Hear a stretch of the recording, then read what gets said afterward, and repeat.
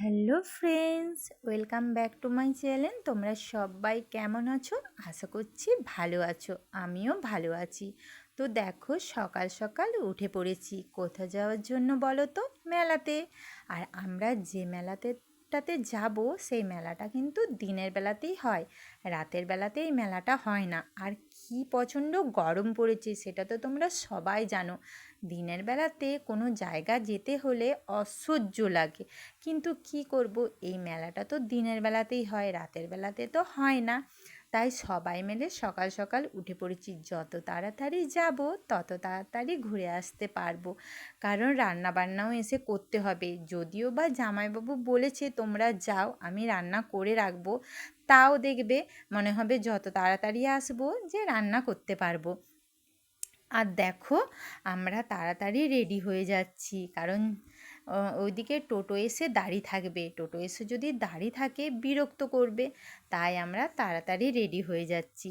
তো রেডি হয়ে আমরা সবাই মিলেই বেরিয়ে পড়লাম, কারণ আমরা যেখানে যাব সেটা পুরো গ্রামের রাস্তা দিয়ে যেতে হবে, খুব একটা দূর নয়। তাও কি করব, এই গরমের মধ্যে তো হেঁটে যাওয়া যাবে না, তাই আমরা টোটো বলেছি। আর এদিকে দেখো, টোটো এসে দাঁড়িয়ে রয়েছে, তাই সবাই আমরা উঠে পড়লাম।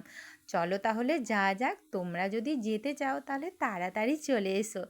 আর এই টোটোর মধ্যেই সবাইকার হয়ে গেছে। মেলা থেকে দিদির ননদের বাড়ি খুব একটা দূর নয়, তাই দিদির ননদ বাইকে করেই আসবে, আর আমরা এদিক থেকে টোটোতে করেই যাচ্ছি। দেখো, গ্রামের পরিবেশটা খুবই সুন্দর। আমি কিন্তু গ্রামে থাকি না, কারণ আমার বাড়ি গ্রামে নয়, কিন্তু আমি জন্মেছি গ্রামে। আর গ্রামের পরিবেশটা আমার অপূর্ব লাগে। দেখো কি সুন্দর লাগছে না? মানে সব মাঠগুলোতেই এখন ধান লাগিয়েছে, আর দূরের যে মাঠগুলো দেখতে পাচ্ছ সেগুলো সবই সবজি লাগিয়েছে। আমার কিন্তু ভীষণ ভালো লাগে। তোমাদের গ্রাম কীরকম লাগে তোমরা কিন্তু অবশ্যই কমেন্ট করে জানিও। অবশ্য যাদের গ্রামে বাড়ি তারা নিশ্চয়ই জানবে যে গ্রামের পরিবেশটা কত সুন্দর। আমি টাউনে থাকি, তো তাই সত্যি কথা বলতে আমার খুবই ভালো লাগে। তো দেখো, আমরা মেলাতে ঢুকে পড়লাম। আর প্রথমে ঢুকেই মাটির ভাঁড়, এই গরমের মধ্যে সবাই মাটির ভাঁড় কেনে ঠান্ডা জল খাওয়ার জন্য। গ্রামে তো বেশিরভাগ সবাইকার খুব একটা ফ্রিজ থাকে না, আর সবাই কিনতেও চায় না। তোমরা দেখবে সবাই মাটির ভাঁড়েই জল খায়। আর প্রথমে আমরা মেলাতে ঢুকে কোনো কিছু কিন্তু কিনবো না, কারণ যেখানে এসছি সেখানে একটা মন্দির আছে, আমরা আগে ওখানেই যাব। মন্দিরে না প্রণাম করলে কোনো কিছুই কিন্তু হয় না, তাই প্রথমে আগে ঠাকুর দর্শন, তারপর অন্য কিছু। তো দেখো, আমরা সবাই মন্দিরে চলে এলাম, কারণ বাবাকে প্রণাম না করে কোনো কিছুই হয় না। তাই সবাই মিলেই মন্দিরে এসে একটু প্রণাম করে নিলাম, তারপর মেলাতে যাওয়া যাবে।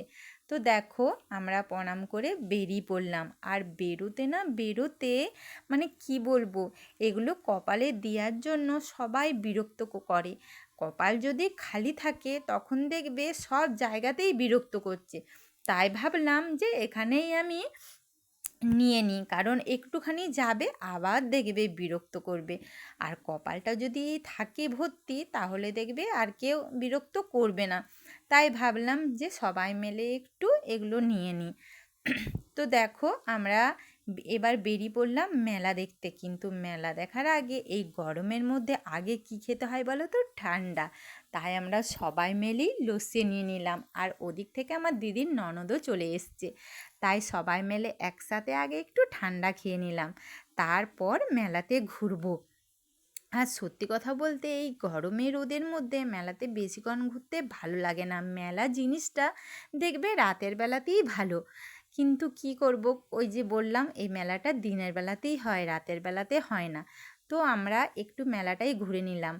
আর আমার দিদি কাপ ডিশ কেনার জন্য অস্থির হয়ে যাচ্ছিল। আমিও ভাবলাম যে দুটো কাপ ডিশ কিনবো, কিন্তু আমার বাড়ি অনেক দূরে, তাই এখান থেকে যদি কাচের জিনিসগুলো নিয়ে যাই অর্ধেক ভেঙে যাবে আর অর্ধেক বাড়ি যাবে। তাই আমি এখান থেকে কোনো কিছু কিনলাম না, দিদিই নিয়ে নিল।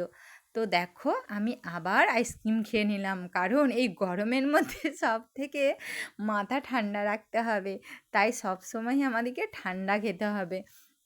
তো সবাই মিলে আবার আমরা আইসক্রিম খেয়ে নিলাম। আর আমার মেলার মধ্যে এসে সবথেকে যে জিনিসটা ভালো লাগে কানের।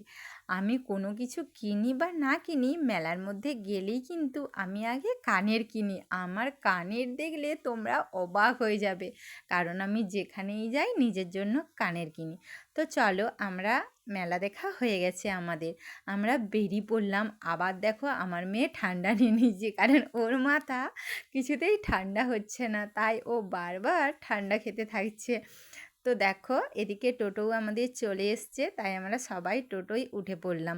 কারণ ওদিকে চিন্তা আছে যে কোনো কিছু রান্না হয়নি, যে আমাদেরকে রান্না করতে হবে, তাই যত তাড়াতাড়ি যাব তত তাড়াতাড়ি রান্না করে দুটি খেতে পারবো। কিন্তু এখানে এসে দেখলাম আমার জামাইবাবু তো অনেক কিছু রান্না করে রেখেছে। আমরা তো অবাক হয়ে গেলাম, সত্যি কথাই বলছি, এরকম স্বামী পাওয়া কিন্তু ভাগ্যের ব্যাপার। তো দেখো আমার জামাইবাবু কিন্তু চিকেন রান্না করেছে, পোস্ত রান্না করেছে, পটল ভাজা রান্না করেছে, ডাল রান্না করেছে, আর চাটনি তো আছেই।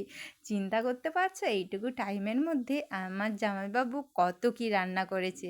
তো আমরা সবাই মিলে খেতে বসে গেলাম। এত রোদ থেকে এসে কিন্তু রান্না করতে অনেক বিরক্ত লাগতো, সেটা কিন্তু আমার জামাইবাবু জানে। কিন্তু দেখো আমার জামাইবাবু রান্না করে রেখেছে। তো টাটা, তোমরা ভালো